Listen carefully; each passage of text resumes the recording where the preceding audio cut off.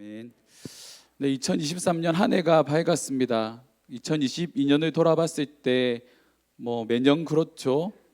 감사의 제목들도 많이 있지만 후회되는 일들도 참 많이 있었을 겁니다. 하지만 우리가 새로운 마음으로 2023년을 준비하면서 새로운 마음가짐과 또한 우리가 과거를 바라보고 그렇게 머무는 것이 아니라 조금 더 미래를 바라보고 앞으로 나아가는 우리 영교회 성도들이 되기를 주님의 이름으로 축원합니다. 그런 의미에서 1이라는 숫자가 주는 이미지가 참 좋습니다. 근데 2023년에 시작할 때 1월 1일이 주일이라서 우리가 말씀으로 한 해를 시작한다라는 게 큰 축복일 겁니다. 그래서 우리가 한 해 동안 하나님의 말씀을 잘 붙잡고 우리가 나아갔으면 좋겠습니다. 2023년의 이음교회 주제는 비전, 하나님의 꿈입니다. 비전은 미래의 계획이나 전망이라는 뜻으로 미래지향적인 단어죠. 앞으로 이제 일어나게 될 것이다. 앞으로 이런 일들이 일어나게 될 것이다라는 것을 우리가 보여주는 게 비전인데, 우리가 흔히 그런 말들 사용하지 않습니까? 저 사람 비전이 있네. 저기요 비전이 있네. 왜 그런 표현들을 사용을 할까요?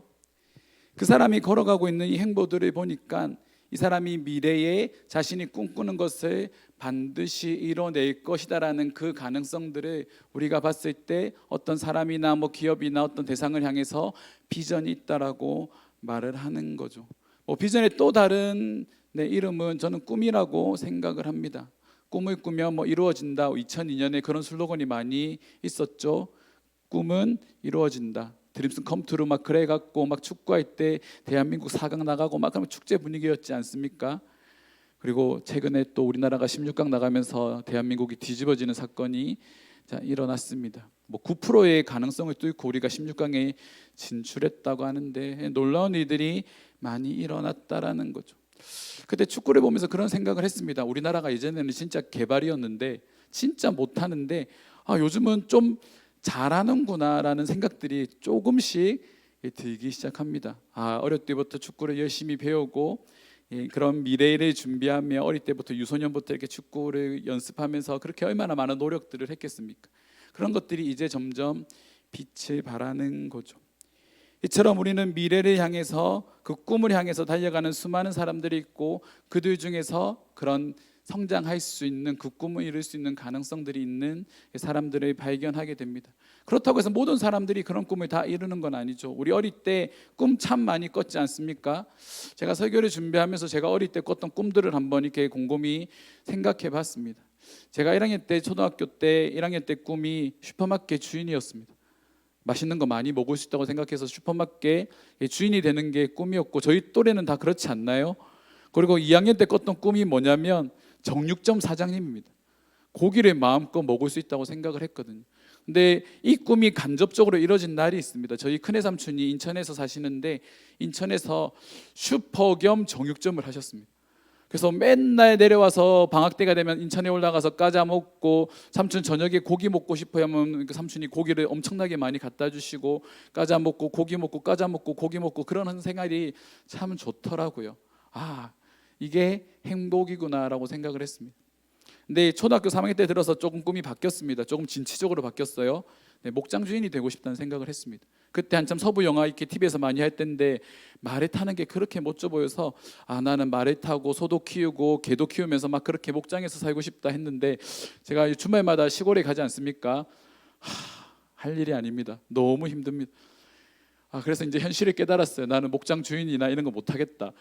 그런 꿈들을 꾸기도 했고, 그리고 이제 고학년이 되면서 이제 그 꿈들이 점점 사라지기 시작을 했습니다. 우리 그렇잖아요. 현실을 깨닫기 시작하는 나이, 그때부터 이제 성적이라는 것을 우리가 알게 되면서 나는 그런 것들을 이룰 수 없구나라고 이런 시간들을 보내고 있을 때, 중학교 2학년 때 저희 형이 기타를 사서 기타를 연습한다고 기타를 집에 갖다 놨습니다. 근데 형이 기타를 치지 않더라고요.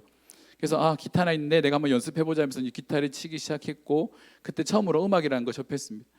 그리고 이제 중3이 됐을 때 저희 중고등부 교육자 전도사님이 갑자기 뜬금없이 유진성 너 드럼 배워, 이렇게 하면서 중3 때부터 이제 드럼을 배우기 시작했고, 드럼을 계속 치다 보니까 자연스럽게 나는 세계적인 드러머가 되고 싶다라는 그런 꿈들을 꾸기 시작했습니다. 저는 그래서 제 꿈이 어디였냐면 버클리 가는 거였거든요. 다 갈 수 있는 건 줄 알았습니다. 네, 그런데 그것도 너무 힘들더라고요. 그래서 뭐 좌절이 됐죠. 고3 때 담임 선생님이 아버지가 목사님이니까 너 무조건 신학교 가라고 그랬습니다. 나는 신학교 갈 생각이 없는데 신학교 가라고 하니까 안 된다고 했죠. 그래서 어머니가 오셔서 얘기를 하시다가 눈물을 흘리시면서 이제 돌아가시는 모습을 보고 선생님 저 음악 안 하겠습니다. 드럼 안 칠게요 라고 이렇게 말씀을 드리고, 네, 뭐를 해야 될지에 대한 되게 막연한 상황이 놓이게 되었습니다.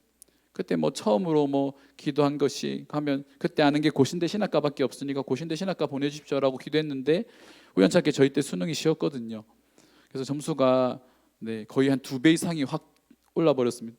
그래서 우연히는 아니면 하나님의 은혜로 이렇게 고신대 신학과를 갔는데 고신대 신학과를 가서도 계속 드럼만 쳤습니다. 드럼만 치고 또 군대를 전역해서도 뭐 2년 동안 드럼 치고 싶어서 휴학하고 막 그런 삶들을 계속해서 산 거죠. 그런데 그렇게 살아가다가 뭐 군대에서 하나님을 인격적으로 만나고 그 위에 시간이 지나면서 그 믿음이라는 것이 자라기 시작을 했습니다. 근데 믿음이 자라면 자랄수록 깨달아지는 게 뭐냐면 내가 꾸는 꿈들은 이루는 것이 쉽지 않구나. 내가 뭔가를 꾼다고 해서 그런 것들이 다 현실로 되지 않는구나라는 것들을 점점 깨닫기 시작을 했습니다. 근데 그때 이후부터 제가 깨달은 게 뭐냐면 기존의 곳을 내려놓아야 새 일이 되어지고 버려야 새 것이 주어진다라는 말이 제 마음속에 새겨지기 시작했습니다. 내가 뭔가 이것을 해야 된다라는 생각들을 내려놓고 내가 정작 잡아야 되는 것이 무엇일까를 고민하기 시작했을 때 그때 깨달은 것이 뭐냐면 우리의 부르심 자체가 나를 위한 삶이 아니라 하나님을 위한 삶이 되어야 한다는 것을 깨닫기 시작을 했죠. 그때부터 그런 생각들을 하기 시작했습니다.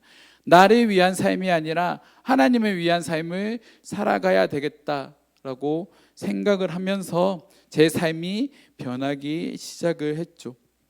구약에 보면 그 이스라엘 백성들이 출애굽하기 전에 모세라는 사람을 먼저 부르지 않습니까? 그 모세를 불렀을 때 하나님께서 이 모세가 어린 시절 그 바로가 이스라엘 백성들 남자애들 다 죽이라고 할 때 그의 어머니가 뭐를 태웠나요?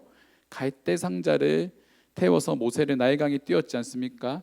그때 사용했던 단어가 테바라는 단어인데 이 테바라는 단어가 어디 또 사용되냐면 노아의 홍수 때 사용되어집니다. 노아의 방주를 이 테바라는 단어를 사용하는데 이 테바는 뭐냐면 이 직사각형 모양의 그냥 통입니다. 키를 조정할 수 없는 그런 배인 거죠. 근데 하나님께서 노아를 이 방주 안에 넣으셨을 때도 이 모세를 이 갈대 상자 안에 넣으셨을 때도 하나님은 우리가 생각하기에 내가 키가 없고 스스로 뭔가 조정할 수 없다라고 생각하지만 하나님은 그 모든 가정들과 앞으로 일어날 일들을 다 예비하시고 준비하고 계시다라는 거죠. 그런 것들이 깨달아지기 시작하면서 제 마음속에 드는 생각이 뭐냐면 이제는 나의 흐름, 내가 생각했던 계획의 흐름대로 나아가는 것이 아니라 하나님께서 나에게 주시는 그 계획의 흐름대로 나아가는 것이 좋겠다라고 생각을 했습니다. 그때부터 이제 매 순간 하나님의 응답과 하나님께서 말씀하시는 방향을 계속해서 걸어가다 보니까 지금의 이음교회를 개척하게 됐죠. 내가 나의 몸을 하나님께 맡길 때 하나님의 바람에 나의 몸을 이렇게 기대기 시작했을 때 하나님께서 자연스럽게 우리의 삶을 인도해 주신다라는 걸 깨닫게 되었습니다. 그래서 고린도후서 5장 17절 말씀에 그런 말씀이 있죠. 함께 읽겠습니다. 그런즉 누구든지 그리스도 안에 있으면 새로운 피조물이라 이전 것은 지나갔으니 보라 새 것이 되었도다. 조건이 뭡니까? 그리스도 안에 있으면 새로운 피조물이 된다라고 말합니다. 어떻게 보면 우리의 삶 자체가 그리스도 밖의 삶을 살아가고 있는지도 모르겠습니다. 왜 그럴까요? 여전히 나는 나의 인생의 길을 내가 지고 있는 거죠. 내가 바라고 원하고 기도하는 것들이 온전히 다 이루어지기를 바라지만 하나님께서 우리에게 요구하시는 건 그리스도 안에 있는 새로운 피조물이 되는 겁니다. 그리스도 안에 있다라는 거 뭡니까? 그리스도의 영향을 받는 거죠. 그리스도의 통치 안에 있는 겁니다. 근데 그리스도 통치 안에 있는 사람들 하나님께서 뭐라고 말씀하시냐면 새로운 피조물이라고 말하는 거죠. 완전히 새로운 존재가 된다라는 겁니다. 우리가 예수를 믿기 시작했을 때 이전까지는 내가 나의 삶의 주인이었다고 한다면 우리가 그리스도를 믿은 이후, 예수를 영접한 이후에는 우리의 삶의 주인이 하나님이 되어야 합니다. 그리고 그 우리의 주인이 하나님이 될 때 우리는 새로운 피조물이 되는 거죠. 그래서 그때가 우리가 진짜 인생이 시작되는 시기입니다. 그렇다고 한다면 하나님께서 우리를 새로운 피조물로 만드셨는데 우리를 그렇게 새로운 피조물로 만드신 이유가 있지 않겠습니까? 그것을 오늘 본문이 우리에게 말해주고 있다는 겁니다. 우리가 오늘 본문의 배경을 먼저 좀 살펴보고 계속적으로 말씀을 살펴봅시다. 우리 사도행전 1장 8절 말씀에 보면 이런 말씀이 있습니다. 우리 함께 읽겠습니다. 오직 성령이 너희에게 임하시면 너희가 권능을 받고 예루살렘과 온 유대와 사마리아와 땅끝까지 이르러 내 증인이 되리라. 처음 제자들이 이 말씀을 들었을 때 무슨 뜻인지 깨닫지 못했습니다. 요한복음 14장에 이런 데서 예수님께서는 이미 보혜사 성령에 대해서 말씀을 하셨지만 그 보혜사 성령이 그들 가운데 아직 임하지 않았기 때문에 제자들은 이 말뜻이 무엇인지 깨닫지 못한 거죠. 하지만 예수님께서 승천하신 이후 예수님께서 말씀하신 그 말씀을 그들이 묵상하는 가운데 2장 말씀에 보면 그들이 오순절날 모여서 함께 대화를 나누는 시간을 가집니다. 그때 어떤 일이 일어나냐면 우리 사도행전 2장 2절 말씀에 보면 호련히 하늘로부터 급하고 강한 바람 같은 소리가 있어 그들이 앉은 온 집에 가득하며, 그들이 집에 앉아 있는데 바람 같은 소리가 막 들리기 시작하는 거죠. 집 안이기 때문에 바람 소리가 들릴 수 없는 상황입니다. 바람이 들어올 수 없는 상황이죠. 근데 집 안에서 엄청나게 큰 바람 소리가 막 들리기 시작을 하고, 그리고 그 온 집을 가득 채우는 그런 느낌들이 이 제자들이 받기 시작합니다. 그리고 또 어떤 일이 일어납니까? 3절 말씀에 보면 마치 불의 혀처럼 갈라지는 것들이 그들에게 보여 각 사람 위에 하나씩 임하여 있더라. 불꽃 같은 모습들이 그들의 눈앞에 보이기 시작하는데 이 불꽃을 보면 불꽃이 막 갈라지지 않습니까? 그런 갈라지는 팔 타오르는 그 불꽃이 보이기 시작하는데 그 불꽃이 누구에게 임하냐면 그 자리에 앉아있는 모든 사람들에게 임하기 시작하는 거죠. 바로 성령이 그들에게 임하기 시작하는 겁니다. 그래서 4절 말씀에 보면 그들이 다 성령의 충만함을 받아 성령의 말하게 하심에 따라 다른 언어들로 말하기를 시작하니라. 뭐 받았다고요? 성령 충만함을 받았다라고 말합니다. 성령 충만함을 받은가 동시에 그들이 어떤 일을 합니까? 다른 언어들로 말을 하기 시작하는 거죠. 우리가 교회에서 어떤 분들이 방언을 하지 않습니까? 방언으로 기도하는데 그런 류의 방언이 아니라 각국의 언어로 제3세계 외국어들로 이들이 막 말을 하기 시작합니다. 근데 그들이 말하는 얘기들을 곰곰이 생각해 보면 무슨 내용인지 2장 11절 말씀에 기록되어져 있습니다. 우리 2장 11절 말씀 함께 읽겠습니다. 우리가 다 우리의 각 언어로 하나님의 큰 일을 말함을 듣는도다 하고, 제자들이 각각 다른 언어로 말을 하기 시작하고 그 소리가 얼마나 컸던지 이 오순절에 맞아서 이 경건한 유대인들이 예루살렘으로 모이기 시작했는데 이 예루살렘으로 모인 유대인들, 각국에서 온 이 유대인들이 이 제자들이 말하는 언어들을 알아듣기 시작하는 거죠. 그 자리에 여러 부류의 사람들이 있죠. 우리가 9절과 10절과 11절 말씀에 보면 여러 각지에서 온 사람들이 있는데 그들이 제자들이 말하는 것을 알아듣기 시작합니다. 그들이 알아듣는 게 뭔가요? 그들이 각 언어로 하나님의 큰 일을 말하고 있다라고 말을 하는 거죠. 여기서 말하는 하나님의 큰 일이 뭘까요? 그들이 들었던 하나님의 큰 일이 무엇이겠습니까? 그들의 소리를 들었을 때 어떤 사람들은 당황하고 그리고 놀라움을 표현을 합니다. 또 어떤 사람들은 제자들이 술 취했다라고 말하면서 손가락질하고 비방하는 사람들도 있죠. 하지만 14절 이후부터 베드로가 나와서 설교를 하기 시작하는데 베드로는 요에서 2장 28절 말씀을 인용하며 사도행전 2장 17절 말씀을 하는데 오늘 본문 말씀입니다. 우리 함께 읽겠습니다. 하나님이 말씀하시기를 말세에 내가 내 영을 모든 육체에게 부어주리니 너희 자녀들은 예언할 것이요 너희의 젊은이들은 환상을 보고 너희의 늙은이들은 꿈을 꾸리라. 아멘. 하나님의 영이 모든 육체에게 부어진답니다. 그리고 자녀들은 뭐하고요? 예언하고 젊은이는 환상을 보고 너희 늙은이들은 꿈을 꾼다라고 말을 하는 거죠. 그렇다고 한다면 그들이 꾸는 꿈이 뭘까요? 오늘 본문 말씀에서 우리가 살펴봐야 되는 것이 이 꿈인 거죠. 뭐 환상이다, 그리고 예언이다, 꿈이다, 이것들은 현재가 아니라 미래를 의미하는 그런 단어들입니다. 그렇다고 하면 이 세 가지의 단어들이 말하고 있는 예언과 환상과 꿈이 말하고 있는 그 내용들이 뭔가 우리가 살펴봐야 하는 거죠. 그게 21절 말씀에 기록되어져 있습니다. 우리 함께 읽겠습니다. 누구든지 주 예수의 이름을 부르는 자는 구원을 받으리라. 자녀들이 예언을 하고 젊은이들이 환상을 보고 늙은이들이 꿈을 꾸는데 그들이 꾸게 되는 꿈이 뭐냐면 누구든지 주 예수의 이름을 부르는 자는 구원을 받게 되는 그 꿈을 꾸기 시작한다라는 겁니다. 그리고 제자들이 이 사람들 앞에서 베드로가 설교를 하면서 말하는 그 내용의 이야기가 뭡니까? 나사렛 예수에 대한 이야기인 거죠. 너희가 못 박은 십자가에 못 박은 그 나사렛 예수를 통하여서 하나님께서 너희에게 구원을 베푸실 거다. 누구든지 주 예수의 이름을 부르는 자는 구원을 받을 것이다 라고 베드로가 선포하고 있다라는 겁니다. 근데 이 꿈은요, 이 예수님의 승천과 함께 그들에게 주어진 꿈이 아닙니다. 구약에서부터 신약에 이르기까지 끊임없이 하나님께서 이스라엘 백성들을 향해서 말씀하신 거죠. 구약의 대표적으로 사람들에게 잘 알려져 있는 뭐 여호수아라는 이름, 호세아라는 이름, 그 이름의 꿈이 뭡니까? 구원이라는 뜻입니다. 사람들이 여호수아라는 이름을 사용한 것은, 호세아라는 이름을 사용한 것은, 그리고 신약에 와서 예수라는 이름을 사용한 것은 그들의 영혼을 담고 있다는 거죠. 이 예수라는 이름이 흔한 이름입니다. 우리가 우리에게 이름을 지어주지 않습니까? 저는 나아갈 진짜 돌석자입니다. 돌같이 나아가라고 저희 아버지가 이름을 지어주셨죠. 바람인 거죠. 부모의 바람인 겁니다. 그 당시에 사람들도 수많은 예수라는 이름을 아이들에게 지어줬습니다. 그리고 하나님의 구원을 바란 거죠. 그래서 성경에는 그 예수와 구별하기 위해서 나사렛 예수라는 표현을 사용합니다. 나사렛에서 나신 예수인데 그 나사렛 예수가 바로 우리가 기다렸던, 그 당시에 유대인들이 기다렸던 바로 구원자이신 예수 그리스도라는 겁니다. 근데 이 예수 그리스도를 하나님께서는 이미 말씀하고 계셨습니다. 아담과 하와가 타락했을 때, 원죄를 범했을 때 하나님께서 원시복음이라는 걸 주시지 않습니까? 창세기 3장 15절 말씀에 그 뱀의 후손이 여자의 후손의 발꿈치를 물 것이다, 그리고 여자의 후손은 뱀의 후손의 머리에 상하게 할 것이다고 말하는데 이 여자의 후손이 바로 예수 그리스도인 거죠.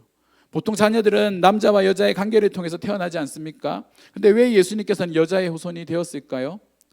그런 관계를 통해서 태어나지 않고 성령으로 인하여서 처녀였던 이 마리아의 몸에서 하나님께서 바로 예수님께서 출생을 하셨다라는 거죠. 그런 의미에서 예수님은 여자의 후손이 되는 겁니다. 그 여자의 후손을 통해서 하나님께서 말씀하셨던 그 구원, 그리고 구약의 여러 가지 말씀들을 통하여서 선지자들을 통하여서 말씀하셨던 그 구원, 메시아, 이삭의 씨, 그리고 어린 양, 그 수많은 구원에 대한 메시지들이 이제 본격적으로 이 예수 그리스도를 통하여서 성취되기 시작했고, 그 예수를 통하여서 이스라엘 백성들이 그처럼 고대하던 구원이 일어나기 시작했다라는 겁니다.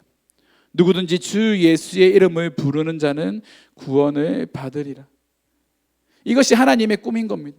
세상에 수많은 이름들이 있지만 이 예수의 이름을 부르는 자들에게 구원을 주겠다라는 그 하나님의 꿈이 지금도 이어지고 있는 거죠. 그리고 그 일이 저와 여러분들에게 맡겨졌다라는 겁니다. 이 2장 이후에 제자들이 하나님의 말씀을 선포하기 시작하고 제자들이 각국으로 흩어지기 시작을 합니다. 그리고 수많은 사람들이 회심을 하며 하나님께로 돌아오죠. 그 회심의 중심에 어떤 말씀이 있습니까? 주 예수를 믿으라. 그리하면 너와 내 집이 구원을 얻으리라. 이 말씀이 있다라는 겁니다. 지금 우리에게 맡겨진 하나님의 꿈이 바로 이와 같습니다. 우리 교회가 나아가야 되는, 품어야 되는 비전과 하나님의 꿈은 우리가 선포하는 그 예수 그리스도를 통하여서 수많은 사람들이 하나님께로 돌아오는, 구원을 받게 되는 그 일들을 저와 여러분들에게 하나님께서 맡기고 계시다라는 거죠. 근데 곰곰이 생각해 보니까 우리의 인생이 그런 인생을 살아가고 있지 않습니다. 여전히 나의 것을 추구하고 나만의 것들을 바라보며 살아가고 있지 않았습니까? 우리가 지금까지 우리가 살았던 삶을 되돌아봤을 때, 그렇다고 한다면 우리가 이제 2023년에 준비하면서 새로운 마음가짐으로 우리가 살아갈 때 한 번 정도는, 정말 큰 결심을 해서 한 번 정도는 우리가 하나님을 위해서 살아가는 삶을 한번 살아봐야 하지 않을까요? 여러분들이 주 예수 그리스도를 선포하는 그 놀라운 그 이름 가운데 여러분들을 통하여서 수많은 변화들, 사람들이 회심하게 되고 하나님께로 돌아오는 역사가 일어나는 그런 경험들을 우리가 한 번은 경험해 봐야 하지 않겠습니까? 그런 꿈을 우리가 2023년에 함께 꿨으면 좋겠습니다. 그렇죠, 우리는 힘들면 몸이 움츠러들고 아무것도 하지 않으려고 합니다. 그게 인간의 본연의 모습이죠. 하지만 우리가 고백하는 하나님은 우리를 그런 상태로 내버려 두지 않으십니다. 날마다 새 힘을 주시고 일어설 수 있는, 나아갈 수 있는 힘을 이 성령을 통하여서 우리 가운데 부어주신다라는 겁니다. 예수님의 죽음 이후 낭망하고 좌절하고 있던 그 제자들에게 예수님께서 부활하셔 나타나시고 이 성령이 제자들에게 임함을 통하여서 그들의 마음속에 새로운 생명을 소유하게 된 거죠. 우리가 선구 예배 때 살펴봤던 요한복음 14장 6절 말씀처럼 길이요 진리요 생명이신 그 예수 그리스도가 이 제자들의 마음속에 확정되기 시작을 하니까 이 사도행전 이후에 보여주는 그 수많은 말씀에서 제자들은 어떤 삶을 살아갑니까? 이 예수라는 이름을 전하기 위해서 자신의 목숨을 아끼지 않는 그런 사람으로 그들이 살아가기 시작했다라는 겁니다. 우리가 예수를 믿는다라고 말만 하는 것이 아니라 그 예수가 우리의 주인이라고 우리가 입술로만 고백하는 것이 아니라 그분이 우리의 주인이고 생명이라는 것을 우리가 2023년 가운데 확실하게 전할 수 있는 그런 자들이 되기를 주님의 이름으로 축원합니다. 그 꿈에 여러분들이 한번 동참해 보십시오. 그이들을 통하여서 하나님이 여러분들을 어떻게 이끄시는지 한번 경험해 보시기 바랍니다. 그것들을 경험하기 시작할 때 여러분들의 인생이 지금보다 훨씬 풍요로워질 거라 저는 확신합니다. 우리 전능하신 하나님께서 우리의 필요와 우리의 모든 것들을 다 채워주시지 않겠습니까? 우리가 하나님 안에 거할 때, 그분의 말씀이 우리 안에 거할 때, 그리고 우리가 그분의 뜻에 따라서 순종하는 삶을 살아낼 때 하나님은 우리에게 모든 것들을 허락해 주시는 그런 전능하신 하나님이십니다. 우리가 그 하나님을 신뢰하기를 원합니다. 그래서 우리가 2023년을 준비할 때 그런 마음으로 우리가 나아갔으면 좋겠습니다.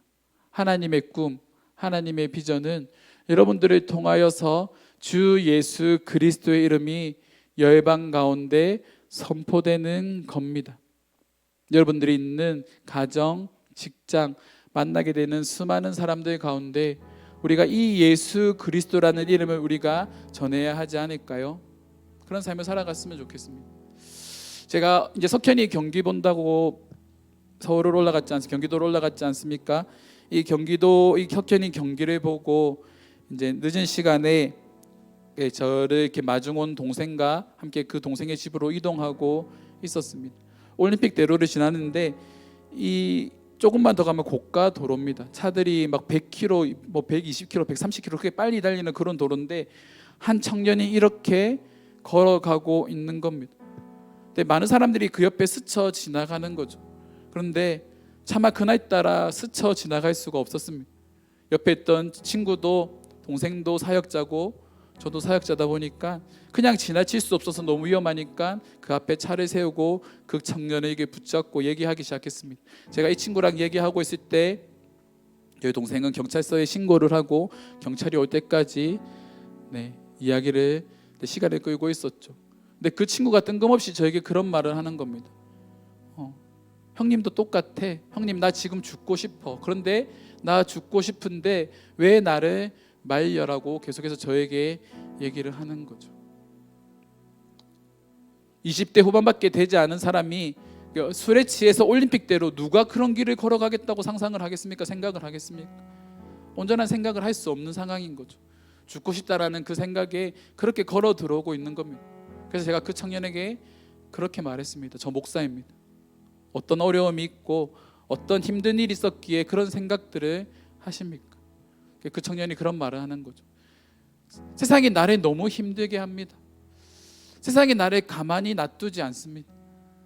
그러니까 나는 지금 너무 죽고 싶은데 왜 형이 나를 말리냐고. 그냥 죽게 가게 내버려 두지 왜 나를 말리냐고 계속적으로 이렇게 말을 합니다. 그리고 담배를 꺼내더라고요.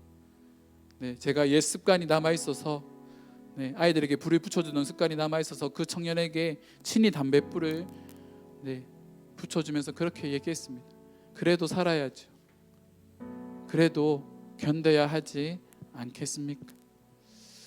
우리가 조금만 눈을 돌아보면 어떤 사람들은 그냥 스쳐 지나가는 사람들이지만 우리 눈에 보이는 우리가 예수의 이름을 전해야 되는 사람들이 우리 주변에 많이 있습니다.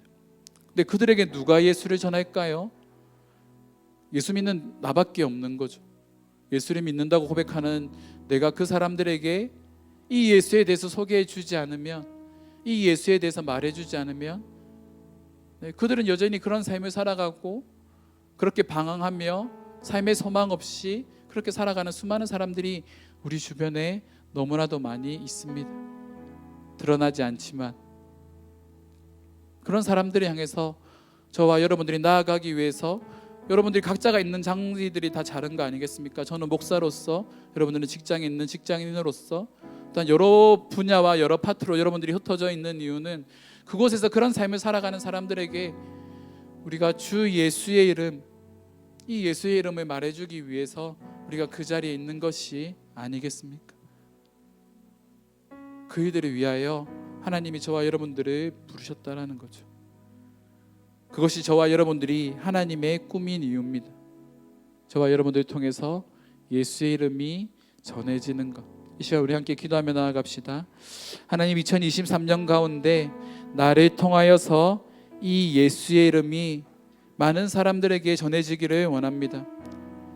세상 가운데 힘들어하고 낙심하고 좌절하고 있는 그 수많은 사람들에게 유일한 길과 진리 생명 되시는 그 예수의 이름, 우리가 2023년에 그들에게 이 예수의 이름을 전할 수 있는 우리 성도들이 되게 해달라고, 우리 이음교회가 되게 해달라고 함께 기도하며 나아가도록 하겠습니다. 기도하시겠습니다.